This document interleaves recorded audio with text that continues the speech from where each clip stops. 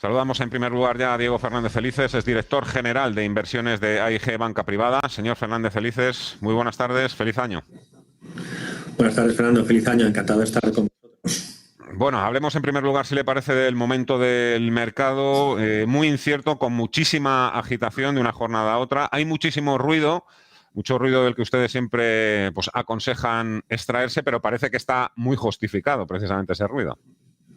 Pues, sin duda hay mucho ruido y sin duda está justificado como casi siempre, ¿no? Pero yo creo que es más el relato y la verdad es que últimamente, y perdóname Fernando, termino casi aburriéndome de decir un poco lo mismo, ¿no? Pero intentamos evadirnos de ese ruido, efectivamente, y ser conscientes de que estamos todavía en un ciclo incipiente, alcista, mucho más avanzado en términos de valoración y en términos de mercados que en términos económicos, pero pensamos que aquí todavía queda mucho recorrido en ese duro camino, porque va a ser un muy volátil camino hacia la normalización.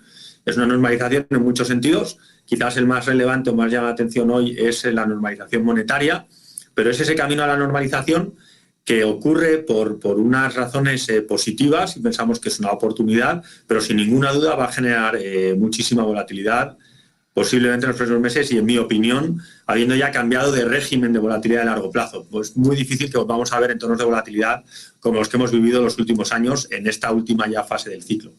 Mañana se espera precisamente un día, bueno, podría ser también muy volátil a raíz de la publicación del dato de IPC en Estados Unidos. Claro que también todo lo que todo el mundo piensa o descuenta, pues podría no suceder y que entrase el dato de inflación dentro de lo previsto, aunque sí que tiene toda la pinta de, evidentemente, si se va por arriba o no sube hasta los niveles previstos, 7,1% es el consenso de Bloomberg, eso podría mover violentamente el mercado tanto hacia un lado como hacia otro. Es un dato tremendamente importante, desde luego, pero otra vez intentando coger perspectiva, la verdad es que ya en las últimas publicaciones de datos de inflación hemos empezado a percibir cierto cambio de patrón en el mercado, ¿no? El mercado empieza a preocuparse por la inflación de largo plazo y no tanto por el último dato rabioso, lo vimos en el mes pasado, ¿no?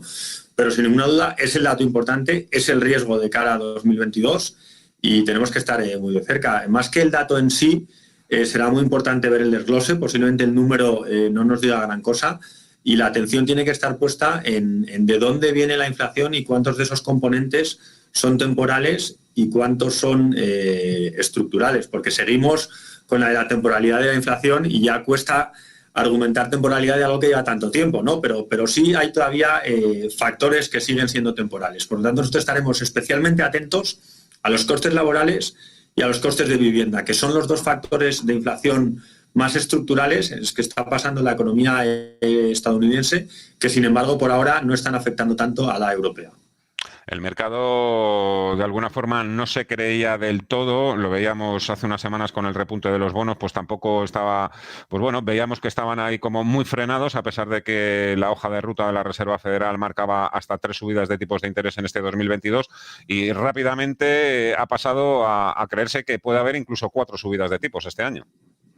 Sí, la verdad es que aquí, y no me malinterpretéis por favor, pero el mercado tiende a tener a veces cierta soberbia y la realidad es que en ese pulso entre Fed y mercado últimamente está ganando la Fed.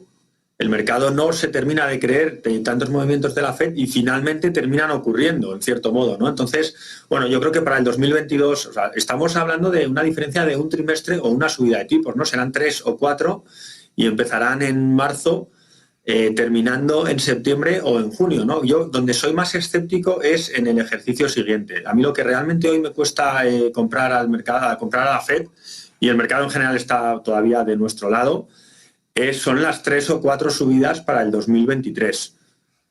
Y eso es complicado, porque el ciclo, recordamos que en este proceso que decía de normalidad, nuestro escenario principal es que vamos a volver a un crecimiento bajo, después del efecto rebote fortísimo por la pandemia, según vayamos dejándolo atrás, que no dejaremos atrás la pandemia en sí, pero sí dejaremos atrás el fuerte impacto económico y social que la pandemia tiene sobre todas las cosas, pues veremos esta normalización y con un crecimiento bajando poco a poco hasta probablemente aterrizar en niveles cercanos al 3% ya en el 23 y poco por encima del 4% en el 22%, pues la inflación pensamos que seguirá alta, normalizará en unos niveles muy por encima de los vistos en los años anteriores, pero no llegará a ser un problema. Uh-huh. creo que es necesario también insistir, igual que hablábamos del momento del ciclo, un poco para que también, pues bueno, todos aquellos que tienen muchos pajaritos en la cabeza, pues también sepan qué qué terreno están pisando, de la misma forma también que los que creen que se acerca, pues no sé, la caída a los infiernos, pues tengan en cuenta también que el mercado está fuerte y seguirá habiendo liquidez. ¿Es necesario, en cualquier caso, le pregunto, un posicionamiento más defensivo o más cíclico? Pues no te quiero contestar una cosa y la contraria, pero nuestro posicionamiento es hoy tener una exposición a renta variable que indicaría cierta ciclicidad, es decir, estamos bastante expuestos a renta variable, estamos consumiendo nuestro riesgo en renta variable en términos generales, pero haciéndolo a través de compañías no tan cíclicas. Y es un poco una estrategia barbell de dos extremos, pero tenemos compañías defensivas que tengan capacidad de fijación de precios y que tengan balances sólidos, que tengan, porque desde luego el riesgo es más inflación, más tipos y problemas en el balance. Entonces hace falta poder trasladar las subidas de precios al consumidor y hace falta una serie de cosas. Por lo tanto, preferimos jugarlo a través de sectores algo más defensivos y en aquellos nichos en los que todavía hay cosas a valoraciones razonables. Esto se dice fácil, no se encuentra tan fácil hoy en el mercado y tiene sentido acompañarlo de cierta exposición a tecnología, pero a compañías que están ganando dinero realmente y no a estas compañías tecnologías que son todo pura dialéctica y en las que todavía no hay beneficios, etcétera. Entonces son un poco jugadas extremos, pero si tuviera que elegir una de las dos cosas, hoy elijo ser más conservadores. La tecnología precisamente ha sido el sector defensivo por antonomasia, no solo durante la pandemia, sino también antes. Sigue habiendo valor, por tanto, la tecnología, a pesar de estas fuertes correcciones que estamos viendo estos días, precisamente en el Nasdaq y también aquí en Europa, con muchas empresas de acciones tecnológicas pues sufriendo. Hoy no, hoy las estamos viendo subir, rebotando. En nuestra opinión, sigue habiendo valor en aquellas que tienen un negocio real, que están generando ya beneficios y que tienen capacidad de fijar precios y una cuota de mercado suficientemente alta como para haber pasado esa fase en la que todavía puede ser, dicho así rápido y mal, un cero, ¿no? Entonces, sí pensamos que hay valor en tecnología. Lo que pasa es que la tecnología se ha transformado en una barbaridad y ya pues me atrevo a preguntar si es más tecnológica una compañía de coches, y quitamos a Tesla de la ecuación, pero si Mercedes o Daimler es una cosa tiene más o menos tecnología que una empresa de microprocesadores, ¿no? Un coche tiene tanta tecnología como un teléfono móvil y a veces una cosa parece claramente tecnológica y la otra no, ¿no? Por lo tanto, hay muchísimo valor en tecnología, pero tecnología no es necesariamente Nasdaq y solo Nasdaq. Hay que profundizar mucho más e ir compañía a compañía, porque con el Nasdaq, habiendo sufrido pues alrededor de un 20% desde niveles máximos, la compañía media de ese mismo índice ha caído más de un 50%. Por lo tanto, la selección de valores es tremendamente importante y todavía más en tecnología y todavía más en esta fase ya avanzada del ciclo.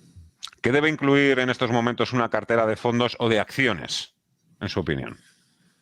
Su opinión debe ser, en función del riesgo del cliente, es todo diferente, ¿no? Pero el protagonista debe ser la renta variable.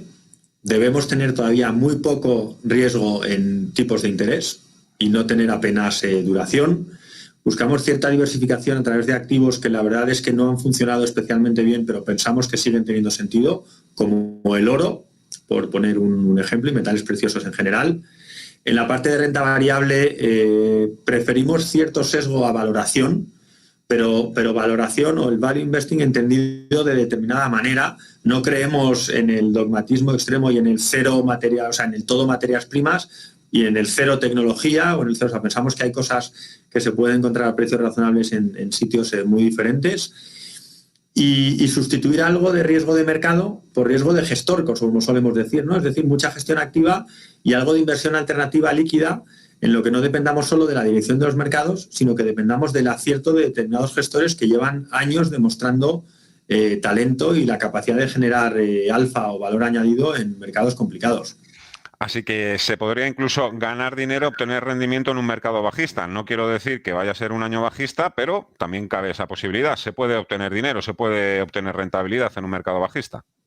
Bueno, yo esto creo que es un poco... se podría hacer sin ninguna duda, pero se deberían alinear los astros. Yo creo que podemos minimizar pérdidas y guardar los muebles para que cuando ese mercado bajista se diera la vuelta, haber preservado capital, entendiendo preservación de capital no como rentabilidad siempre positiva, sino como evitar daños irreparables para después participar más de la subida de la bajada. Pero la verdad creo que es difícil ganar dinero en mercados bajistas. Habrá gestores concretos que lo hagan, pero no será la norma general, ni muchísimo menos.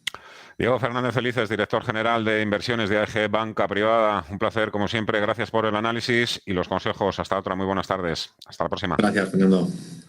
Hacemos una breve pausa y enseguida continuamos. Analizamos ahora la situación con Gonzalo Lardíez de Anban y con Ismael García Puente de Mafre Gestión Patrimonial. Será vuelta de pausa. Hasta ahora.